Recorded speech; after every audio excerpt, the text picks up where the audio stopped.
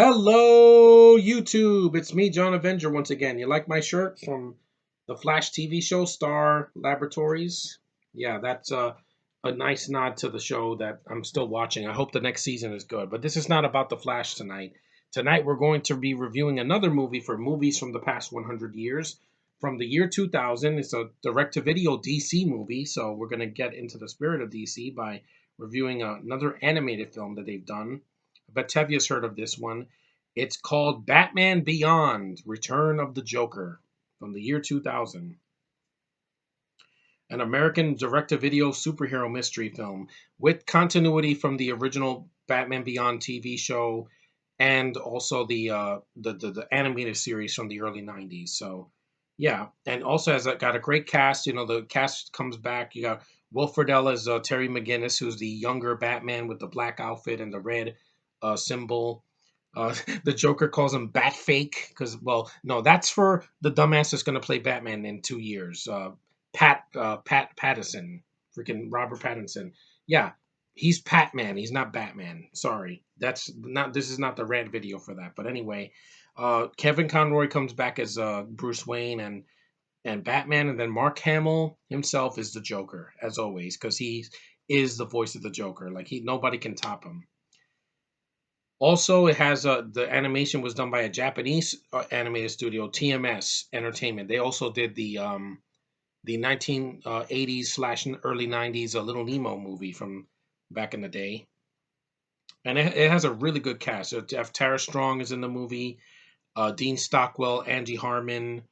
Uh, you have Terry Garr, you have Lauren Tom, you have Melissa Joan Hart, Henry Rollins. It's got a really good cast. Of course, Frank Welker because he does almost everything. The film is short though. I saw the edited version because I didn't see the unedited version is like 3 minutes longer. I don't know what the difference is. I think there's maybe like extended scenes or something. Because originally it received a PG-13, yeah, and I was like 15 when this came out. So, and it was the first Batman and animated Batman movie to get that rating until years later when we got the Dark Knight Returns and Batman Ninja and all that. Yeah,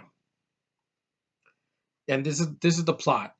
In 2040, yeah, this is a year that hasn't happened yet, the Joker mysteriously resurfaces in Neo Gotham, and Mark Hamill's voice is just amazing. That's why fuck the new freaking rehash trilogy for wasting his time and wasting his talent.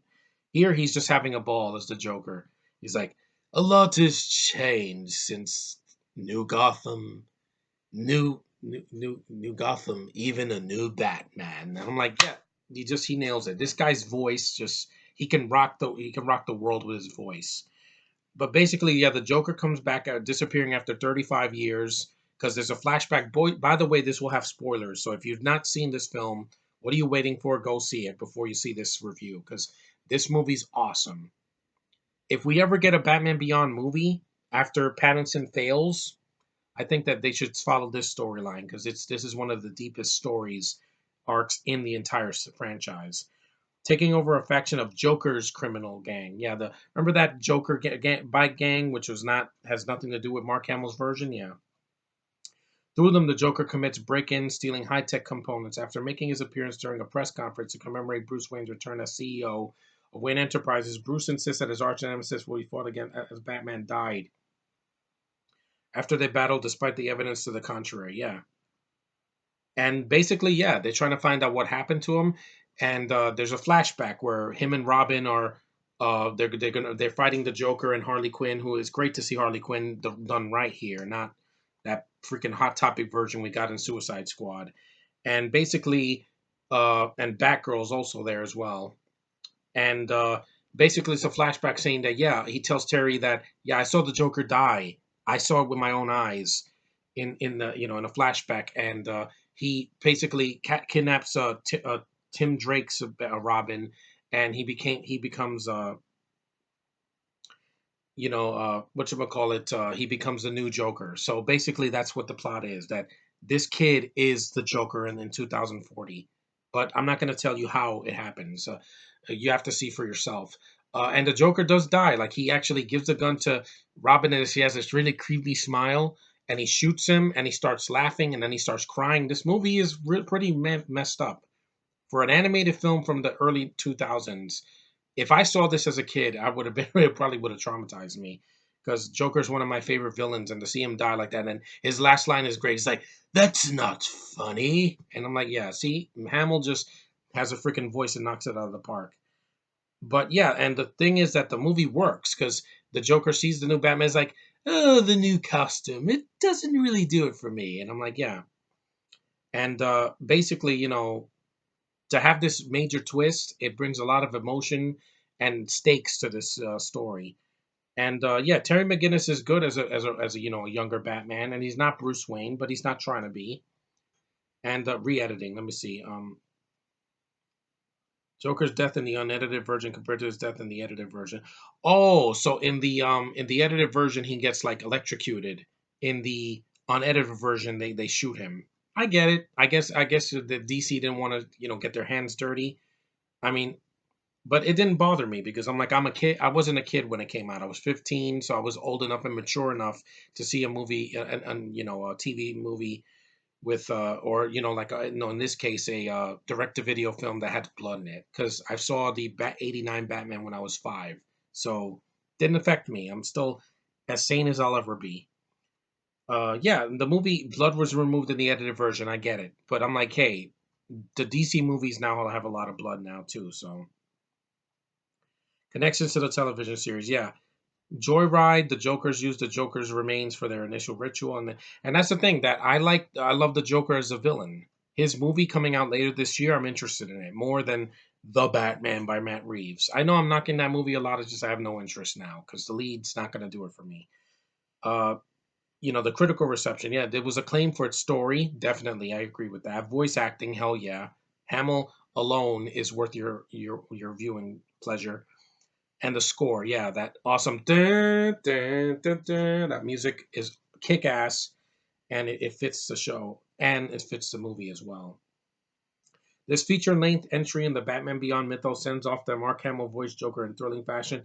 Not really, because he went on to do the voice of the Joker in The Killing Joke and in the video games that I've heard some really good things about. I'd rather play those video games than see that Matt Reeves movie. I'm sorry. Batman is my favorite hero in the DC universe. In any incarnation, cartoons, live action films, TV shows like Gotham. If you do them wrong, it pisses me off. Like Batman and Robin. Yeah, it also says, yeah, hitting the same Cape crusading peaks of the original series, and this is dark. It doesn't try to speak down to kids. It doesn't try to make it kidified. There's no freaking stupid bat credit card jokes. No, it hits hard, especially if you're a fan of the series. Yeah, it sheds light on the dark, obsessive relationship between the villain and his vigilante, and Rob and the this Joker is like, I know every single trick that the old Batman and Robin did, and I'm like, yeah, because he is Robin, so it makes sense, and it's intriguing, and it's a really well told story. Now, are there flaws? Yeah, I think there's some CG in it in the movie that's not really that great. Some of the characters kind of get underused, and also it's a little short. Like I wish it was a little bit longer. I like that it's 70 some minutes. It's not like 3 hours, but I think at an hour and a half it would have been a little bit, you know, longer. And you could have fleshed out the characters more. Andrea Romano's Robin's Joker laugh and cry. Yeah, that's really frightening. When you hear that laugh and cry at the same time, it's like bipolar disorder. It's really, really creepy. And but the thing is that the Joker is such a great and compelling villain that even when he's getting fucked over, like in the trailer for the new movie, I feel sorry for him. I do. Yeah, he's a sympathetic villain sometimes. Sometimes, of course, in the comics, he's a psychopath. And if you ever read a Batman comic, you know that. Um, yeah, what you call it? Michael Rosenbaum. He was Stuart Carter Winthrop the Third. I have no idea what that is. Don Patrick Harvey is Chucko. Frank Welker is the Wolf Hyena Man. Yeah, there were some other creatures that were there, but they kind of are in the background. Laura Tom was Dana Tan, an Asian. I love Asian women. Terry Gar was Mary McGinnis. I think that's Terry McGinnis's mother. And yeah, there's some actors here that are Mary Shears, Mrs. Drake. I have no idea who that is. I haven't seen this movie in a long time. I need to see it again. Just Hamill steals the show. Like he owns this freaking movie. This is more his movie. than anybody else's, because when he's in a DC project, he freaking just eats it up.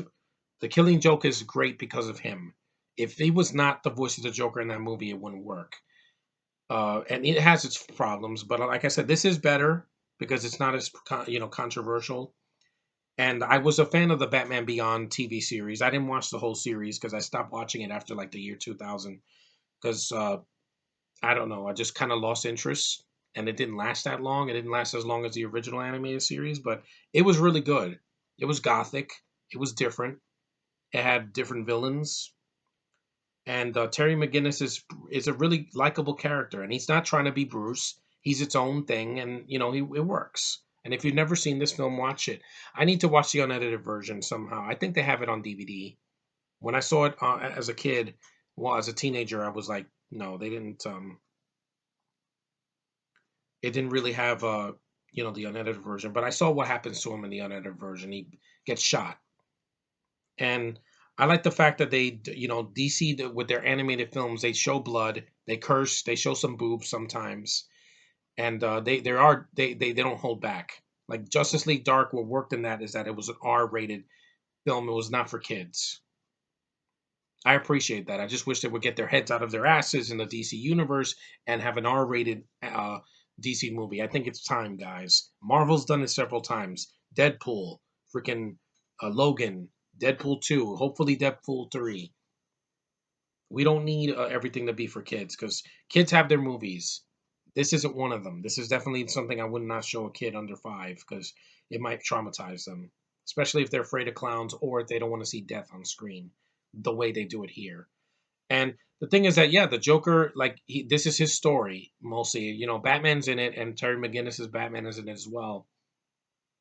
But it's mostly about what happened to him and what happened to Robin, getting brainwashed, and the creepy imagery of that smile. Just, eesh. Even when I was a teen, I thought it was creepy. And I'm like, yeah, and it's one of the biggest twists in any Batman series. And yeah, and if they did this in the DCU, I bet they would mess it up. I don't know, because I don't think they can do it better here. This is well directed, animated, goodness done by people that know what they're doing. These animated directors, who directed this? Three directors. You had Kurgeda, Toshihiko Masuda, and Shojiro Nishimi. No wonder it's like an anime directors that they usually put a lot of death in their films or animated anime. But yeah, if you haven't seen Batman Beyond: The Return of the Joker, I would highly recommend it. It is a good one. The unedited version is probably the one to go with. It's not really much of a difference, just mainly the Joker's death and the blood.